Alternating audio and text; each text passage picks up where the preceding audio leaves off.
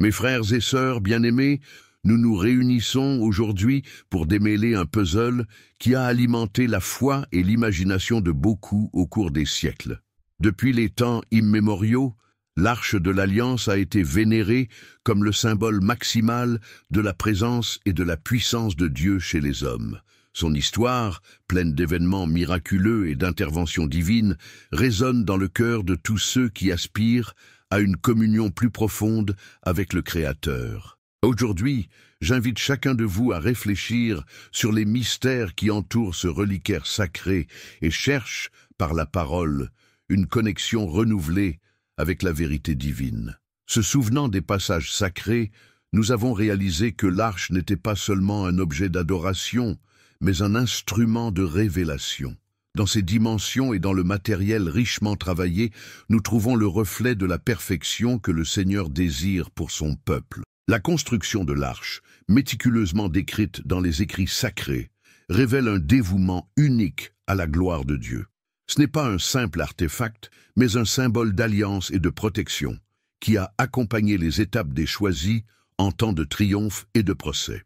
Tout au long de l'histoire, l'arche a également fait l'objet de controverses et de recherches ardentes. Beaucoup se sont demandé où a-t-elle été emmenée, quels secrets et bénédictions pourraient encore être dévoilés si un jour il réapparaissait.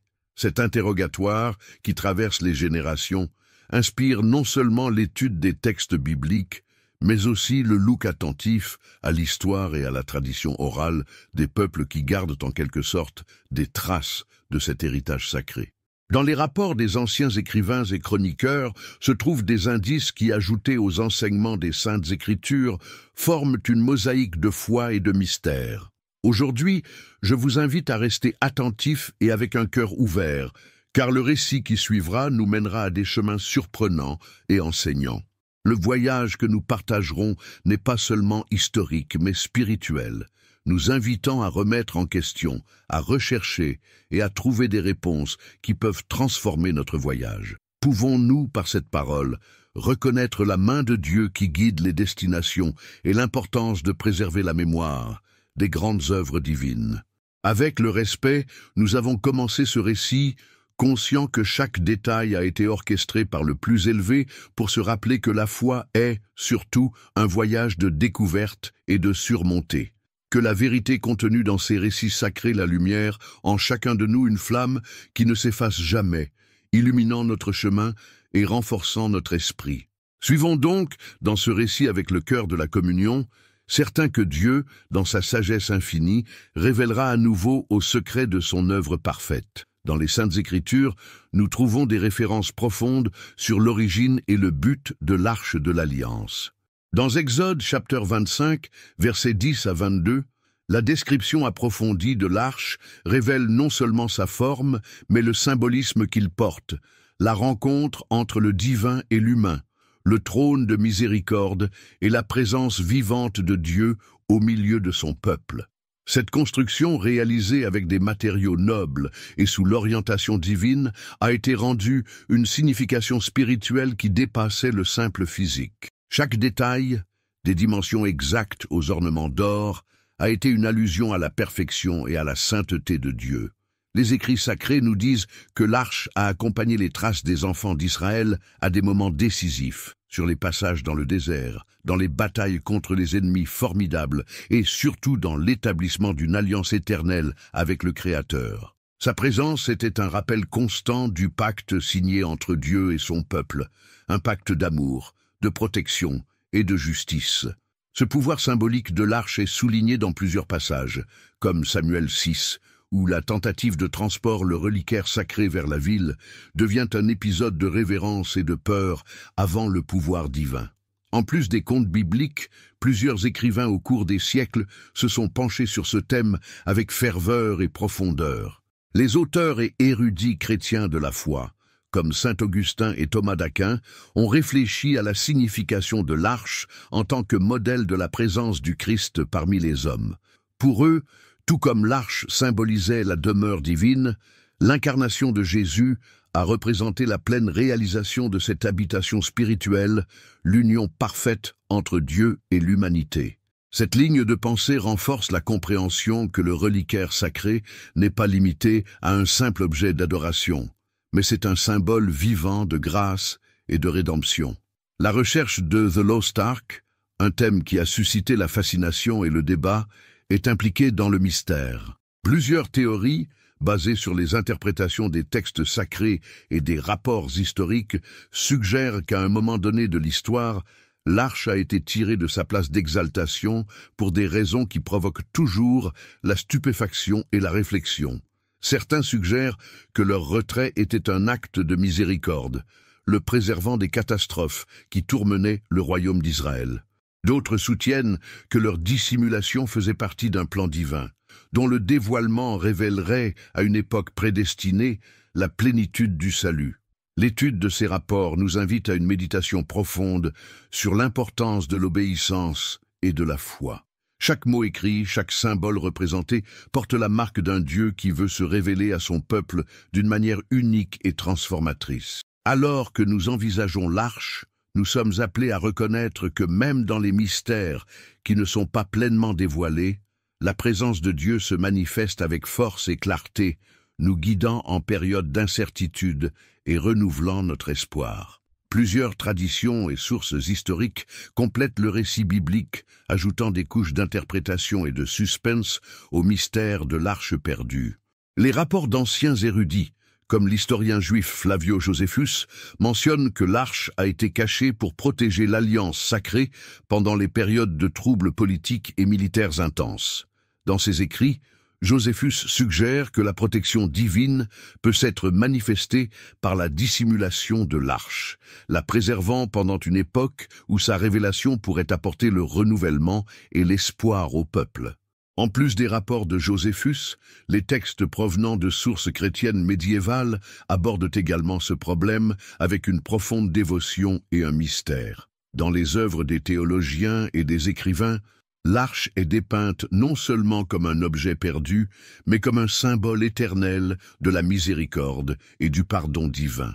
Cette vision est renforcée par des passages qui parlent de l'intervention de Dieu dans les moments les plus sombres de l'histoire d'Israël, où le reliquaire sacré a agi comme un rappel constant de la présence salvatrice du Seigneur. Dans certaines traditions, l'arche est comparée au cœur de Dieu, un référentiel d'amour et de justice, conçu pour éclairer les voies de ceux qui recherchent la vérité. La pluralité des interprétations de l'endroit où se trouve l'arche élargit le spectre du mystère. Certains chercheurs soutiennent qu'il peut avoir été emmené dans des régions lointaines, conservé dans des endroits secrets qui détiennent l'héritage des civilisations anciennes. Cette théorie est enrichie par des découvertes archéologiques qui, bien que peu concluantes, suggèrent l'existence de rituels et de constructions en phase avec les préceptes de la foi israélienne. D'autres soutiennent que l'arche reste présente mais cachée aux yeux humains, en attendant le temps déterminé par Dieu d'être révélée à son plein. Le dialogue entre la tradition biblique et les enregistrements historiques nous offre une riche tapisserie de possibilités. Les écrivains de diverses époques, motivés par une foi inébranlable, ont enregistré leur conviction que l'arche transcende la matérialité et représente un idéal d'union entre le divin et l'humain. Cette dualité, le physique et le spirituel, est une invitation afin que même au milieu de mystères non résolus, nous pouvons nous accrocher à la certitude que Dieu opère toujours étonnamment et mystérieusement, agissant pour sa création. Au milieu de cette mer d'hypothèses et d'interprétations, ce qui reste inébranlable, c'est la foi dans la providence divine. Chaque trace, chaque sentier laissé dans les annales de l'histoire, rappelle que Dieu continue de guider les destinations de ses enfants.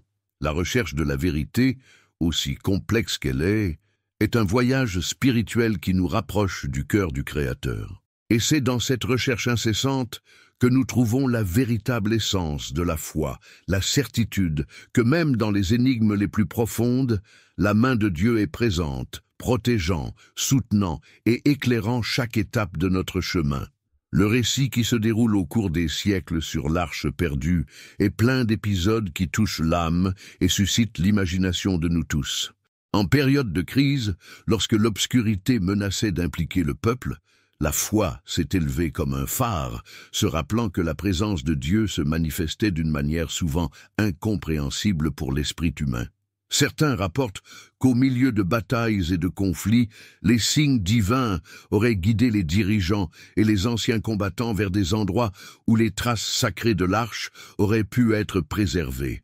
Ces histoires, passées de génération en génération, non seulement nourrissent l'espoir d'une réunion avec le reliquaire, mais renforcent également le message que l'intervention du Seigneur est constante et miraculeuse. Plusieurs rapports, enracinés dans les traditions orales et écrites des bergers anciens, parlent des expériences et des visions mystiques accordées par Dieu, dans lesquelles la présence de l'arche était tangible.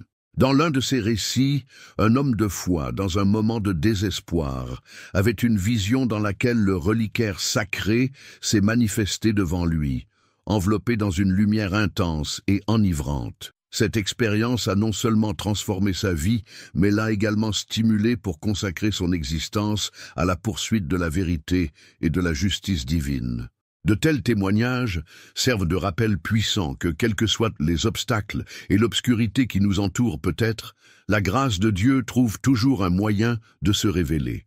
Les écrits historiques et les anciens documents qui abordent l'arche nous révèlent également une série d'indices qui, lorsqu'ils sont analysés à la lumière de la foi, semblent indiquer la possibilité de leur existence cachée dans un coin de la terre. Les archéologues et les chercheurs, avec foi et persévérance, sont confrontés à des traces qui, bien que fragmentées, font écho à la luminosité de ce qui était autrefois le centre d'adoration et l'alliance entre Dieu et son peuple. De telles découvertes, bien qu'elles ne soient pas en permanence de ce où se trouve le reliquaire, encouragent une profonde réflexion sur la valeur de la foi et la puissance transformatrice de la poursuite spirituelle. Dans ce contexte, le récit de l'Arche perdue devient une métaphore des mystères de la vie et des défis auxquels nous sommes confrontés lors de la recherche de la présence divine. Chaque pierre trouvée, chaque inscription déchiffrée et chaque tradition sauvée des annales du temps renforce l'idée que le sacré est étroitement lié au voyage de l'être humain. L'histoire de l'Arche n'est donc pas seulement une recherche archéologique, mais une invitation à l'introspection, à la prière et à la vérité qui transcende le matériel. Il est impératif que lors de l'analyse de ces contes, nous gardons un regard fixe sur la certitude que Dieu a un plus grand but pour chacun de nous. Même lorsque les signes semblent obscurs, la foi se présente comme la lumière qui nous guide par les voies incertaines de l'existence. Puissions-nous, avec un cœur ouvert, reconnaître que chaque détail de cette histoire, aussi énigmatique soit-il, reflète la miséricorde infinie et l'amour d'un Dieu qui ne nous abandonne jamais.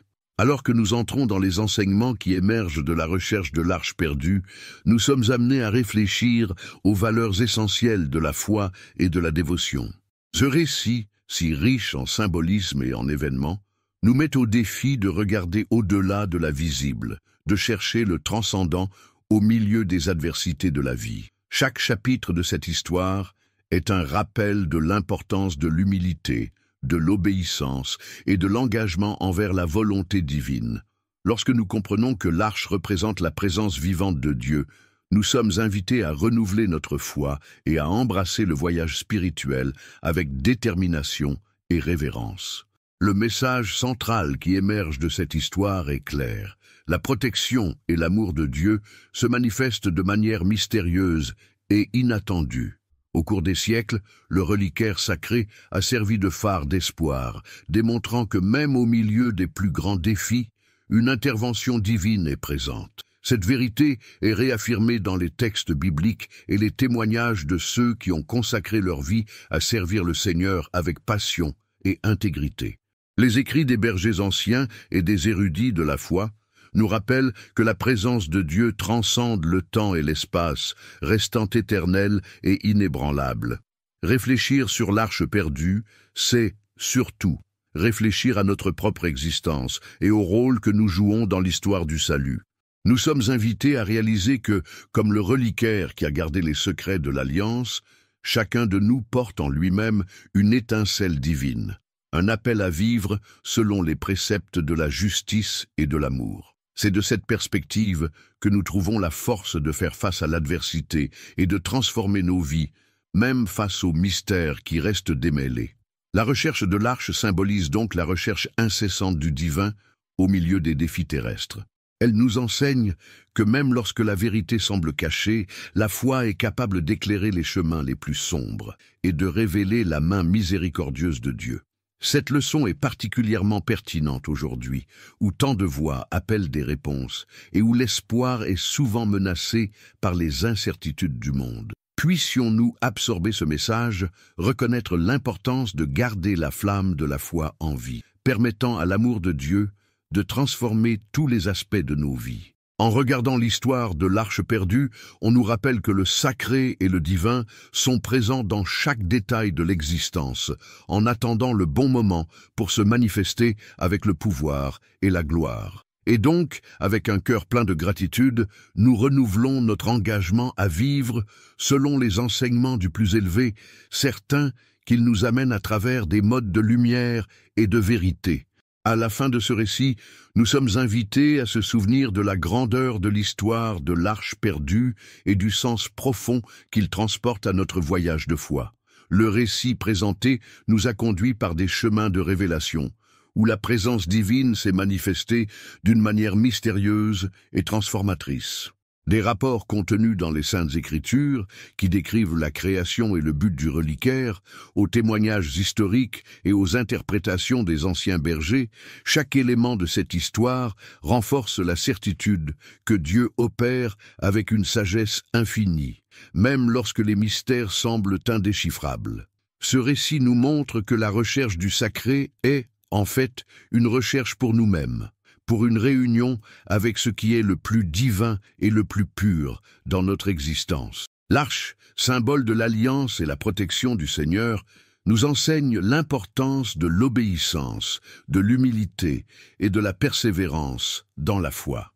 Comme les anciens qui, émus par la dévotion, ont cherché à démêler leurs secrets, nous sommes invités à suivre un chemin de foi, où chaque défi devient une opportunité de croissance spirituelle et de renouvellement de l'espoir. Puissions-nous apporter avec nous l'apprentissage que même face aux plus grands mystères, l'amour et l'intervention divine restent constants.